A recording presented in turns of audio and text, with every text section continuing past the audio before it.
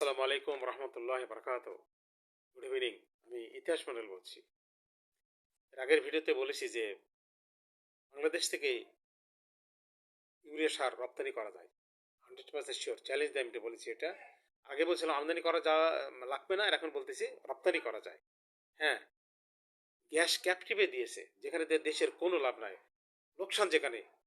এর আগের ভিডিওতে ক্লিয়ার বলছি, সেখানে কিন্তু গ্যাস দিয়েছে টু প্রাইস কিছু কামানোর জন্য। কেউ দেখলো না 18 মাসে, 15 বছরে দেখতে পায় না, 18 মাসে কেন দেখতে পারলো না?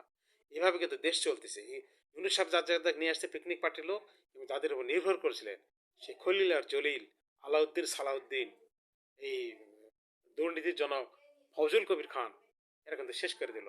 আর স্টুডেন্টের কথা তো বলাই নাই। আর আলিবাবা 40 যে বড় ভাই ডাকাতদের গুহায় ঢুকে যা মাথা খারাপ হয়ে গেল, এরা এরকম ঢুকে দেখে দিয়ে এরে হিসি বানায়, ওরে সচিব বানায়, ওরে প্রমোশন দেয়।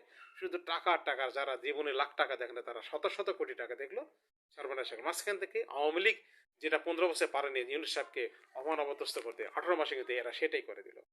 ইউনুস সাহেব জিরো হয়ে গেল। আমি রাগ বিরোধী না, 4-0। 4-0 মানে সেই ইউনুস সাহেব 4-0 বানাই করেছে। আরেকজনকে জিরো বানাই দিয়েছে, তার নাম হল তারেক রহমান, আমাদের ছোট ভাই তারেক রহমান। ওনাকে কিন্তু জিরো বানাই দিছে। উনি বুঝতে পারতেছেন না। উনি উনি জিরো মানে এটা দেখুন, ওনাদের ইশতেহারে দিছে যে আপনার পাওয়ার প্ল্যান্ট নাকি 35,000 করবে 30 সালের ভিতরে। কোন বেকপ দিচ্ছে, কোন হারামি, কোন মির্জাফর বলছে টাকায়? শহরের বাচ্চাকে ধরে নিয়ে আসতে হবে, তারেক সামনে আসুক, আমাকে বলুক। দেখেন 30 সালের ভিতরে 25,000 মেগার উপর লাগবে না। 25,000, একদম দিস ইজ প্র্যাকটিক্যাল। 35,000 কেন করবো? অলরেডি 32-32,000 আছে। একটাও পাওয়ার প্ল্যান্ট বানাতে হবে, একটাও না। এটা শুধু রিপেয়ার মেনটেন্স করলে হবে। উনি জানে 35,000 কে দিয়েছে একে?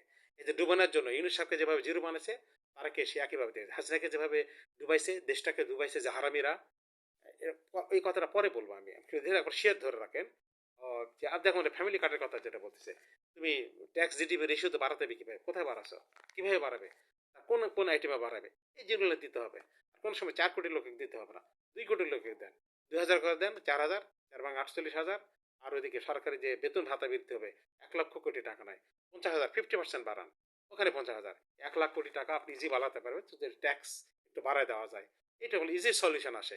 হ্যাঙ্কি প্যাঙ্কি কোনো কথার দরকার নাই। আর জামাতে ইসলামের সাথে বিরোধ করে কি লাভ করবেন? কোনো লাভ হবে না। সবাই তো দেশে ভালো চাচ্ছে, এই রেশারেশি কেন? ইন্ডিয়ার সঙ্গে কারোর সম্পর্ক খারাপ করার দরকার নাই। ইন্ডিয়ার সাথে সুসম্পর্ক করবে। যারা স্ট্যান্ড বাইজের জন্য ইন্ডিয়ার সাথে বিরোধিতা করে, এরা হলো ডবল স্টুপিড, আমি আগে বলছি। আর ইন্ডিয়ার সাথে যারা বন্ধু পাবে, তারা হলো স্টুপিড। আর যারা শত্রুতা করে, তাহলে ডবল স্টুপিড। এই কথা বলে রাখি, আজকে এই পথে রাখতে চাচ্ছি। আল্লাহ হাফিজ।